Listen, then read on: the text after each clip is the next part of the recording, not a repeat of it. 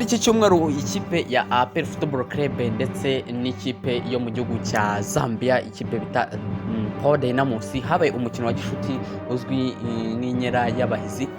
Ni umunsi rero twavuga ko ari umunsi ikipe ya APR cyangwa se ikipe y'ingabo z'igihugu yateguye mu rwego rwo kwereka abakunze ndetse n'abafana b'ikipe yabo cyangwa se ikipe yambara umukara n'umweru kugira ngo ibereke abakinnyi ndetse n'abatoza bashyashya bamurikire abakunzi bayo. Byarangiye rero umukino ubaye ku munsi w'ejo ku isaha y'isa 9.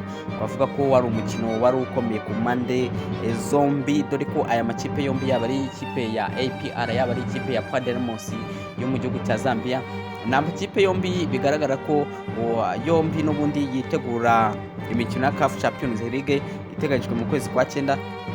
Cyari igihe cyiza cyo kwipima kuri ano makipe kugira ngo abashe kureba urwego rw'abakinnyi yasinyishije bashyashya, yaba ari ku ruhande rw'ikipe ya APR ndetse no ku ruhande rw'ikipe ya Power Dynamos yo mu gihugu cya Zambia, kugira ngo barebe se ari ikipe yo muri Afurika y'Iburasirazuba ndetse n'ikipe ya Zambia yo muri Afurika y'Amajyepfo, barebe ese competition ihagaze gute kuri ano makipe yombi. No mukino wabaye ku isaha y'isa 9. Umukino wakiniye kuri stade Amahoro watangiye ikipe ya APFC ariyo ihererekana neza ku munota wa 7. Ba myugariro ba APR bakoze amakosa, ubundi witwa Edi Ismail abona umupira mwiza, ariko twavuga ko kuwubyaza umusaruro byabaye ikibazo. Umukino wakomeje ikipe y'ingabo z'igihugu n'ubundi yihara umupira ndetse ikabona uburyo binyuze ku ruhande rw'uburyo rwari ruriho wo bita Hakimu Kiwanuka, ariko kububyaza umusaruro bikaba ingorabahizi cyangwa se bikaba ikibazo. Ku munota 26 wo bita Ruboneka Jean Bosco abonye uburyo imbere y'izamu gusa arekura ishoti rinyura hejuru kure ikipe bita Power Dynamos nayo yanyuzagamo, ukabona ko ubu iri kugerageza uburyo bufatika imbere y'izamu, ariko uwo bita Ishimwe Pierre umuzamu ukomeye w'ikipe ya APR agatabara. Igice cya mbere bavuga ko cyarangiye amakipe yombi anganya ubusa ku busa, bajya mu kiruhuko kugira ngo umutoza Abdulrahman Taribu w'ikipe ya APR abashe kugira inama bamwe mu bakinnyi biwe ndetse n'umutoza w'ikipe ya Power Dynamos kugira ngo ahe amabwiriza abakinnyi be kugira ngo bagaruke mu gice cya kabiri.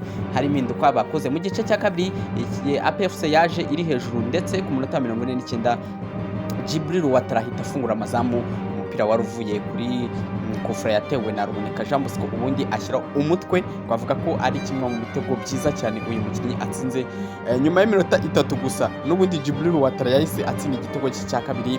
Twavuga ko ari igitego cyavuye ku makosa y'abakinnyi cyangwa se y'abadefenseri b'ikipe ya Power Dynamos yo muri Zambia, aho Jibril Watara yitereye ishoti twavuga ko ari mu ntambwe nka 20 cyangwa se muri metero nka 20, birangira umuzamu akebuka asanga baro yageze mu icundura.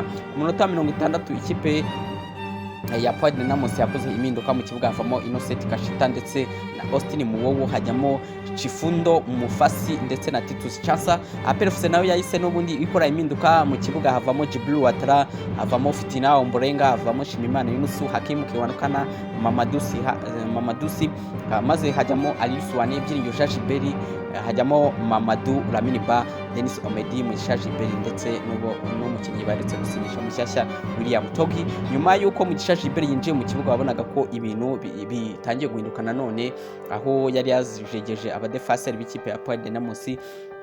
Nundi yinjiye mu kibuga yari ku ishoti remereye, umunyezamu arikoraho rikubita igiti kizamurije hanze. Mu minota nyuma y'umukino Power Dynamos byagaragara ko yasatiriye cyane ndetse binashoboka ko yabona igitego, naho Titus Chasa yari ku ishoti Ishimwe Pierre agiye kurikuramo rikubita igiti kizamu maze rivamo.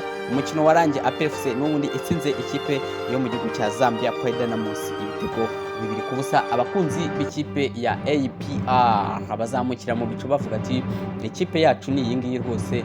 Jibril Watara umunya Burkina Faso wakina amakipe akomeye nka RC Berkane akinira ikipe ya APR, bakaba bamuteza amakiriro. Umukinnyi wasinye ikipe ya APR amasezerano y'imyaka 2, n'ubundi twavuga ko amasezerano agomba kurangirana n'uyu mwaka.